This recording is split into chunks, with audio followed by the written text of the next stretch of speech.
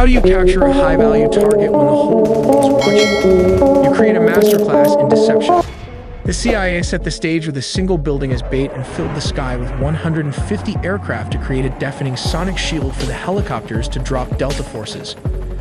F-35s lit up the perimeter, turning night into day. By the time the dust settled, the helicopters had already touched down and Maduro was gone. We'll also look at how the US uses the F-35 jets and its Navy to launch a large-scale attack, all in the video ahead. In the dead of night that is 2 in the morning, the lights went out in Caracas. By 5 a.m., the president of Venezuela was gone. But how US played in deception games. While the whole world were focused on the aircraft carriers in the Caribbean, a shadow war was being fought on the ground. This wasn't an invasion, it was a surgical extraction. We finally have the declassified timeline of how US forces breached the heart of Caracas and extracted Nicolas Maduro. Let's start with step 1. The setup. This didn't happen overnight. For months, the US had been tightening a naval quarantine around Venezuela. The US Gerald R. Ford Carrier Strike Group and the US Iwo Jima Amphibious Ready Group were parked off the coast. The pretext was clear. The US designated the Venezuelan government a narco-terrorist state, specifically targeting the drugs lords, but while the Navy squeezed the coast, intelligence assets were tracking one man.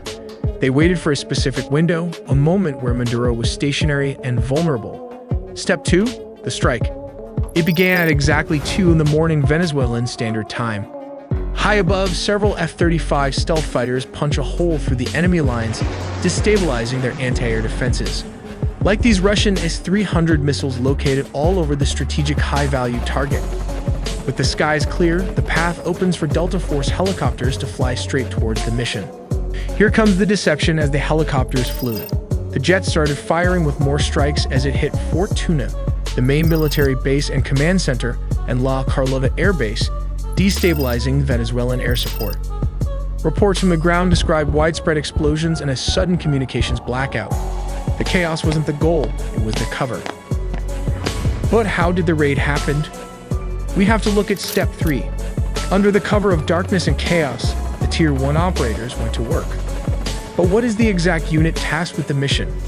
It is the Delta Force, one of the most elite secretive special forces units in the US military.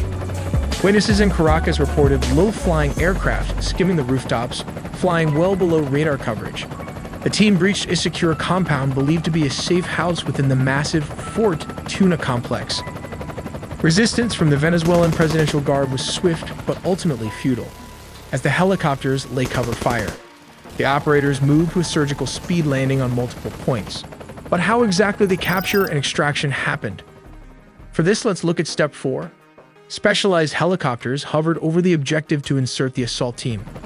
While dozens of attack helicopters laid down suppression fire, the Delta Special Forces descended and started the search for the high-value targets. How did they find him? Simple. The CIA had planted spy inside Nicolas Maduro close circle. While back in the US, Delta Force built an exact replica of his safe house, rehearsing the raid until they could do it blindfolded. While operators breached the room so fast, his security could not even react to the situation as the sound of flash grenades disoriented the security guard. Using blowtorch, they caught him before he could even lock all the doors. Maduro's shock and awe froze him as Delta Force breached the compound. Nicolas Maduro and his wife, Celia Flores, were physically secured. This wasn't a negotiation. They were detained and immediately moved to the extraction point. These aircraft are capable of performing urban extractions from buildings and refueling in midair. Within minutes, they were airborne, leaving Venezuelan airspace and heading to a secure floating staging base in the Caribbean. This Operation Southern Spear has changed the geopolitical map of South America overnight. But wait, before after the extractions, there were reports of F-35 jets also leading the tip of the spear for the attack. We'll look how the United States used F-35 jets instead of F-16s for operations in Venezuela, because this is a well-organized and militarized Venezuela has positioned advanced Russian S-300 missile systems, Chinese radar networks, integrated Russian air defenses, and Shahed drones along its borders. This creates a highly lethal and challenging environment that older S-16s would struggle to survive. As stated, around 150 aircrafts and a massive 8 U.S. destroyers were stationed there. It also has 3 amphibious aircraft carrier and surveillance plane to turn it into a massive command and control juggernaut capable of overcoming a modern military's air defenses, signals a readiness to counter Venezuela's entire air defense network if necessary. But why Venezuela Air Force failed to intercept? As of 2025, Venezuela's fighter jet fleet consists mainly of approximately 21 Sukhoi Su-30 multirole fighters delivered by Russia between 2006 and 2008, which now form the backbone of their combat air power.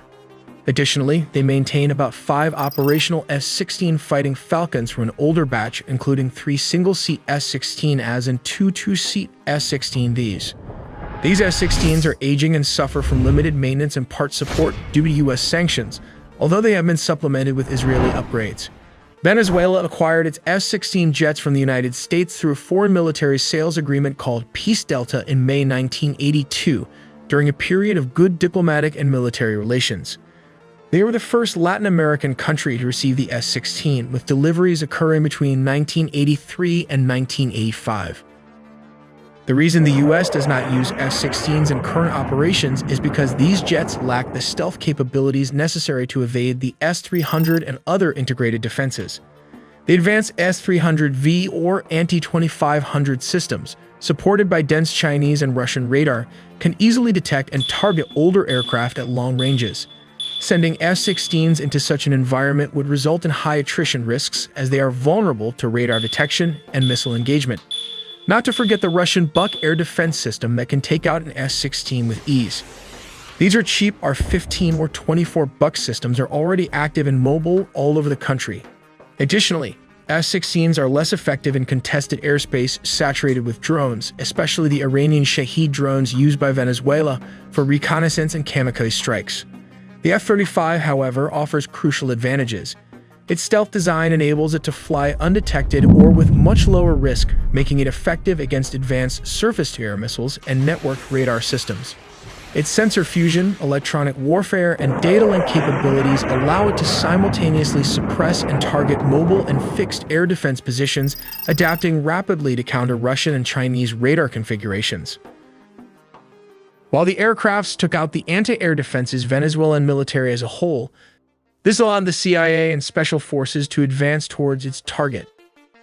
The overwhelming presence of advanced Russian, Chinese, Iranian, and indigenous air defense and drone systems on the Venezuelan border means that the stealth fighter jets, or the first wave of attack, provide both the survivability and strike capability required for such operations. But how do they rotate clockwise? Well, the distance from Puerto Rico to Venezuela is about 1,300 kilometers. This is roughly 810 miles, which translates to around 1.5 hours of flight time for an F-35 flying at high subsonic speeds. These jets rotated clockwise as its combat radius is approximately 770 miles, meaning it can reach most of Venezuela from Puerto Rico with careful fuel management and limited loitering. To extend mission time and reach deeper inland, air-to-air refueling tankers deployed strategically in the Caribbean region support these operations. In situations requiring strikes within minutes, U.S. amphibious assault ships equipped with F-35Bs can launch jets rapidly. From such ships positioned in the Caribbean, F-35Bs can reach Venezuelan targets within roughly 15 to 10 minutes, depending on speed and route. Targets typically include narco-traffickers' networks, air defense installations, command centers, and drone facilities, enabling flexible sea-based strike options against both Venezuelan military and criminal infrastructure. In essence, the F-35 deployment by the U.S. near Venezuela redefines military capabilities in the region. It combines stealth, advanced sensors, electronic warfare, and networked operations to overcome sophisticated air defenses and maintain persistent air superiority and rapid strikeability against a broad spectrum of targets in Venezuela. This reflects a strategy that goes beyond counter-narcotics to deter and, if necessary, decisively counter the Venezuelan military threat. We also made a deep dive into the sea, air, and land components of the nuclear triad, so subscribe for more videos to not miss a beat.